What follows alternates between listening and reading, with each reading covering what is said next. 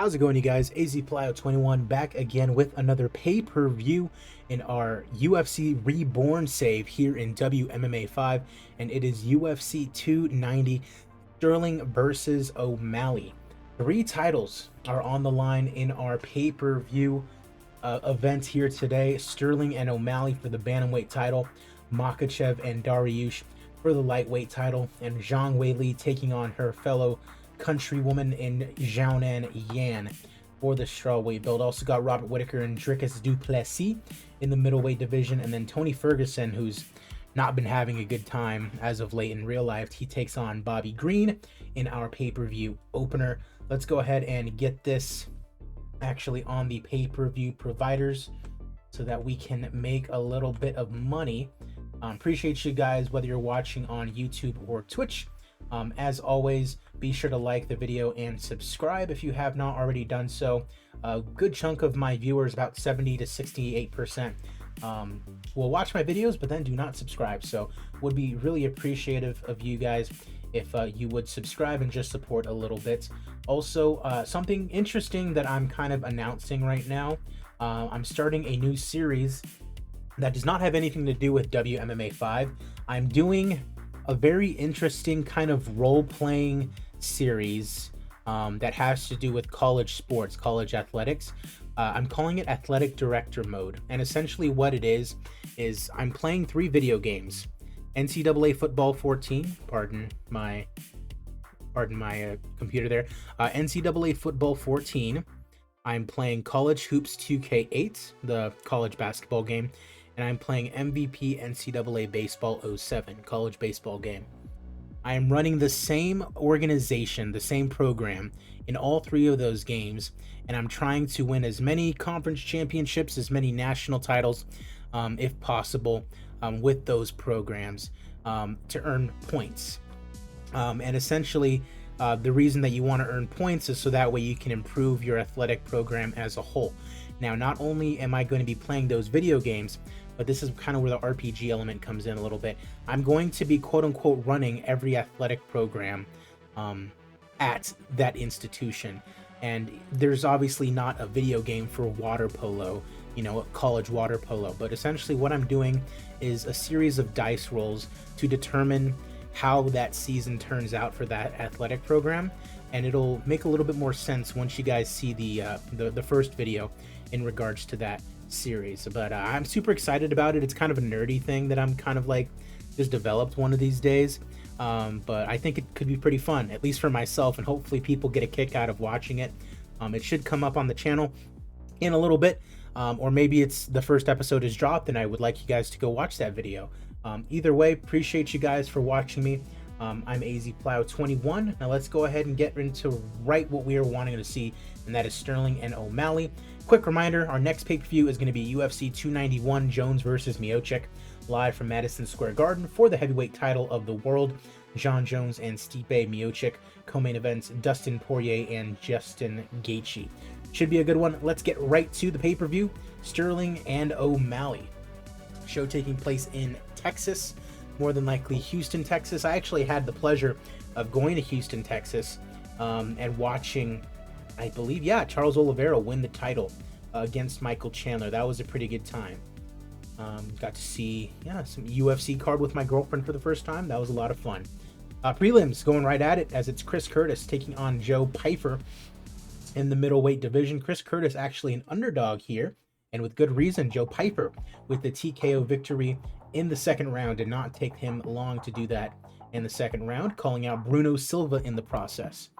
Macy Chasson taking on Jocelyn Edwards in the, I want to say, featherweight. I believe Chasson has moved up to the featherweight division. We shall see. No, bantamweight division. Big favorite over Edwards, and she loses. Wow. Split decision for Jocelyn Edwards over the former Ultimate Fighter in Macy Chasson. And she's calling out Juliana Pena, of all people. Juliana Pena is fighting for the title next against Amanda Nunes, whether she's ready to or not. Caitlin Vieira taking on Pani Kianzad, the former runner-up for the Ultimate Fighter, and it's Pani who actually gets the win over Vieira, who was maybe 1 or 2 fights away from fighting for a title, and that is a big win for Kianzad. Marcos Rogerio de Lima taking on Chris Daukaus. A couple of ranked heavyweights going at it here. De Lima, a big 29-pound difference over Chris Daukaus, and it is De Lima who gets the unanimous decision victory here today after 3 rounds of fighting, and he's calling out Sergey Spivak for who he would like to take on next. Movsar Evloev taking on Bryce Mitchell in a pretty good prelim here. 145. It does not get any easier for Bryce Mitchell after facing off, I believe, with Ilya Topuria. That is correct. He lost to Topuria in December. Now has the task of facing off with the undefeated Movsar Evloev, 6-0 in the UFC since he has arrived. Make that 7-0. Evloev now 17-0 after a submission victory over Thug Nasty Bryce Mitchell. Khalil Roundtree taking on Volkan Oezdemir in the light heavyweight division. Roundtree, a heavy underdog against the former title challenger, and with good reason. Oezdemir with the knockout win in round number 2, the 7th loss of Roundtree's career, in a fantastic fight. You love to see it. Another prelim, and a good one at that. Tom Aspinall taking on Yair Rozenstruik in the heavyweight division. A couple of ranked heavyweights going at it, and it is Biggie Boy getting it done. A TKO victory in round number 1, taking it back to Suriname with some pride. And yeah, he's happy that he was able to win. He was a big underdog, and he got it done in dominant fashion. Final prelim fight, and it's a big one, one that actually just happened. Johnny Walker taking on Anthony Lionheart Smith. Return of the Mac playing. Anthony Smith comes out smiling and all that. Johnny Walker put on a show, for real in real life, against Anthony Smith, and he is not able to do the same as Anthony gets it done via unanimous decision here in the featured prelim. And we are at the main card now of the pay-per-view. Everybody give me your $80, please. That will go directly into my accounts. Thank you very much. Tony Ferguson taking on Bobby Green to open up the pay-per-view at 155. Both these guys, veterans of the Octagon. Bobby Green, the odds-on favorite. Tony Ferguson, 5 losses in a row after that Cerrone fight. He has not been having himself a good time. He needs a win desperately. Was really hoping, he was doing very good against Michael Chandler, and then he just got knocked out. Bobby Green has had a little bit of a slip in his own right, but he was on a little bit of a comeback, especially during the pandemic era. He was really coming into his own. Bobby Green and Tony Ferguson, and it is Bobby Green with the unanimous decision here today. Tony Ferguson, that is now 6 straight losses. That is tough. If he's still popular, I will keep him, but geez, he needs to get something going. The only other fight that is not a title fight on this main card, Robert Whittaker taking on Dricus du Plessis in the middleweight division. This guy has come storming up the middleweight division, and his last win being over Darren Till. I mean, you hate to say that it's not that impressive of a win, but we all know Darren Till is not in his element anymore. Robert Whittaker on the other side, a win over Marvin Vettori last September, and he's just kind of wanting to do his thing until he can get another shot at the title, I suppose. So Robert Whittaker kind of playing spoiler to du Plessis here, and he does a good job of that. A knockout in round number 3 for the Reaper, Robert Whittaker. Now there might be something to think about at middleweight as he waits to see what's cooking for him. Zhang Whaley taking on Xiaonan Yan for our first title fight of the afternoon at the strawweights division. Minus 550 favorite for Zhang Whaley. Zhang Xiaonan, a plus 430 underdog. We can see what she's been up to. A win over Mackenzie Dern, and that is it. And why did I book her in a title fight? Why is everyone else wanting her to fight for the title? I'm not sure, but I think someone got injured, and I was just like, okay, sure, that'd be a cool fight to see. Either way, title fight. Zhang Whaley defending her crown. More than likely she will defend it, but anything can happen here in the UFC as we are underway. Yan with a nice 1-2. Nice uppercut lands for Zhang. Head kick attempt does not connect. Both fighters moving in. High kick misses. Halfway through round number 1, nothing much going on. Right hook lands for Zhang Whaley. Leg kick misses for Whaley. Forcing an exchange of strikes. Jan hits her with a little jab. Jan shooting in for a takedown. She can't get it. Drives Zhang up into the cage, smothering her up against the cage. Time runs out on round number 1. They say that Zhang took the first round, so it is 10-9.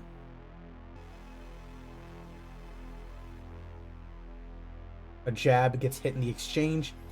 Leg kick. Roundhouse kick to the ribs. Fighters meeting in the center. Right cross just misses. Halfway through round number 2, not much going on. Right hook lands.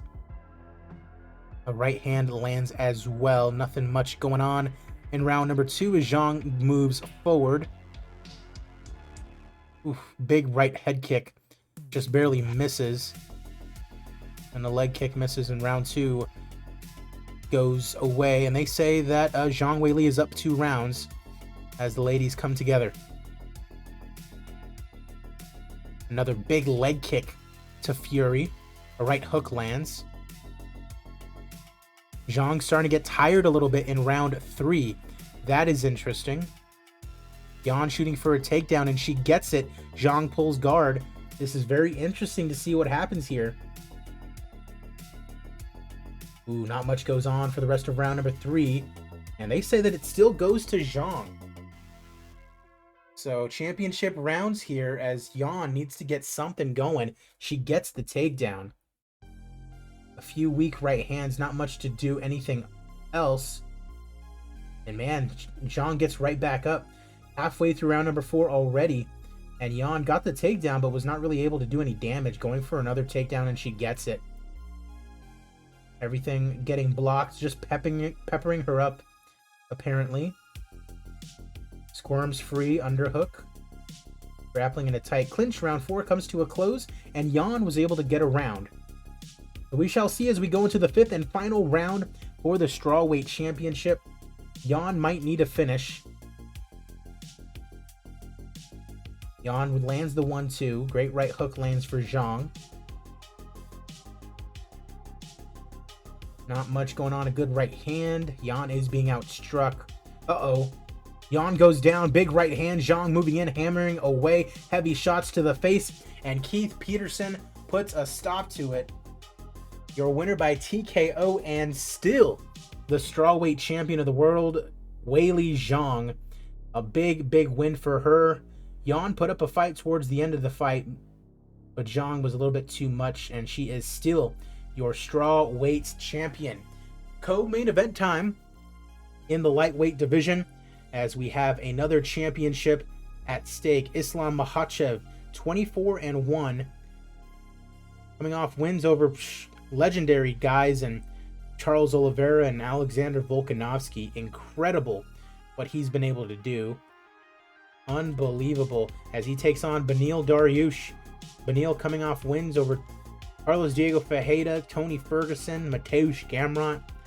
Was supposed to fight with Charles Oliveira, but Oliveira got injured, so we are no longer going to have that fight. And so here we go with our co-main event. Beneil Dariush, very deserving of a title shot in my opinion, especially if he were to beat Charles Oliveira. And here we go. Makhachev, a huge favorite as we move on with our co-main event. Keith Peterson doing double duty immediately after finishing that last fight. Kick fails to land. Makhachev looking to clinch. Dariush pinned to the cage. Foot stomp. Another foot stomp. Dariush with a little bit of a reversal. Halfway through round number 1, separated. Scores with a left cross. Dariush looking to get something cooking here. Makhachev, not the greatest striker in the world. Makhachev goes into the clinch. And they're saying Dariush won that first round somehow. Let's see. Vicious left hand. Body kick. Makhachev evades a big left punch. Dariush is taking it to him apparently here. Dariush starting to slow down a little bit. Dariush with 2 right jabs. 4 quick punches. Not much goes on. Makachev looking for the takedown. He's unable to get it. Pushes him up against the cage.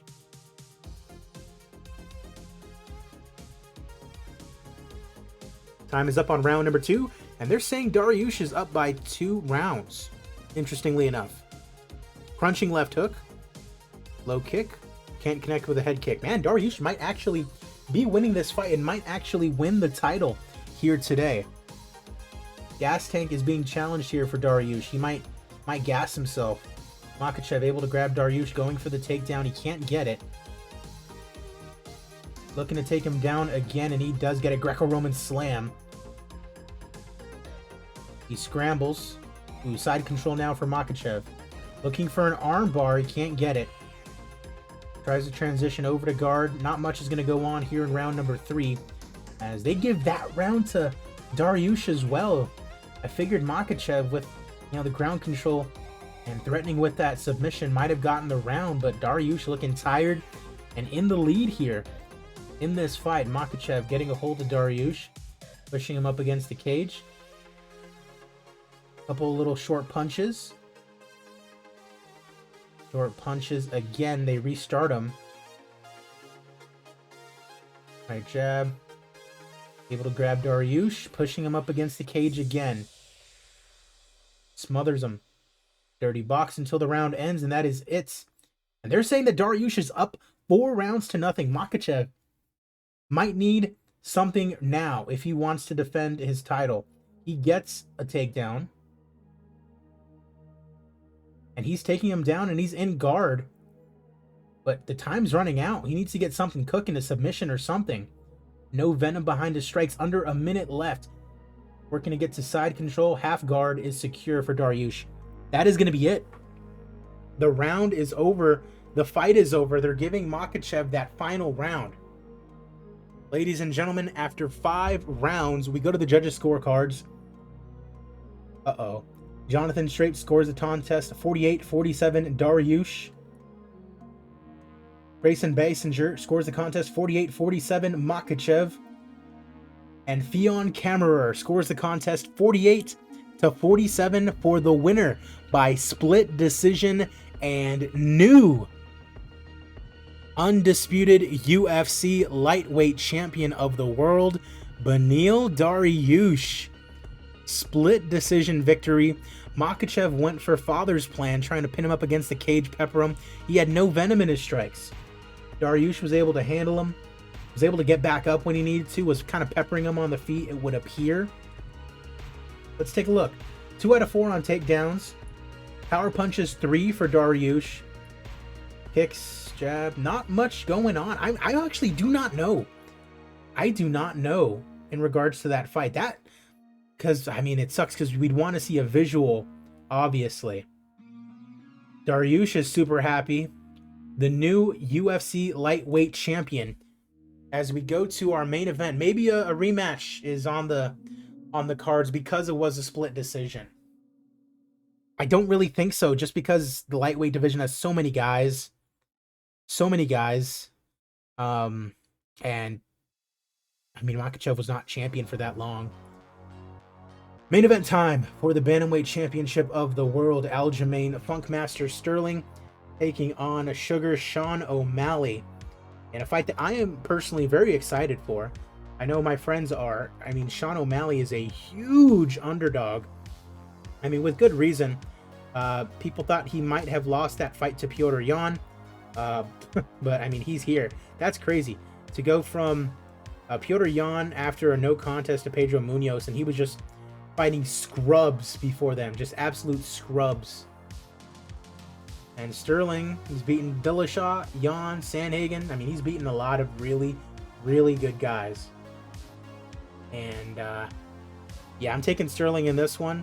It is our main event of the evening, live from Houston, Texas. Bantamweight title is on the line. Let's get it going. Touch of gloves. O'Malley moving in. Backing off. More aggressive, taking the initiative. Leg kick misses. Uh-oh. Uh-oh. Down he goes. OMalley looking to finish off Sterling. He's going to win.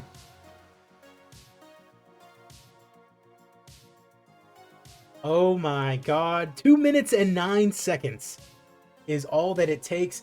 And Sugar Sean OMalley has TKO'd Aljamain Sterling. Sean OMalley is now the new bantamweight champion of the world.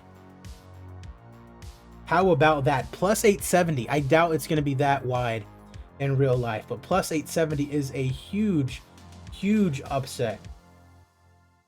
Oh no. And he's calling out his boy. That is actually hilarious. That seems like something Sean would do too. He's like, oh, you know, fuck you. I just took your title. Now I'm going to beat your boy. That is hilarious. I mean, good for Merab. He actually gets to fight for the title. He has a fight booked, so if he wins that fight, he probably will be fighting for the title. That's awesome that Sean's like, you know what? Screw you. Screw your gym. I'm going to beat Merab. Everything about him says star power. Love to see it. Love to see it. So we have 2 new champions on this pay-per-view in Sean OMalley and Beneil Dariush. Attendance of 17,000 in Texas. A gate of 5 million. Beautiful commercial rating. We only made about $1 million on pay-per-view. No matter. Popularity increases all around. Let's go ahead and see what our fight of the night is going to be. And it is most definitely going to be Oezdemir and Roundtree. A fantastic fight. Any first round finishes? Of course, we got OMalley. We've got Yair Rozenstruik getting some performance bonuses. Absolutely. Congratulations to those two. They won $50,000. Pay-per-view, boys. A nice $4 million in the bank in profit. Imagine the highest paid fighter on the night being Anthony Smith. Crazy. Tony Ferguson being up there kind of warms my heart a little bit. Where's our new champion at? $134,000 for our new champion in Sugar Sean OMalley. 2 new champions. Who would have thought? Appreciate you guys for watching. As a reminder, next pay-per-view is Jones and Miocic. Stay tuned for that. Be sure to like the video, subscribe to my channel if you have not already done so. Stay tuned for everything else that I got going on. Appreciate you guys as always. I'm AZPlow21, and I will see you guys at the fights.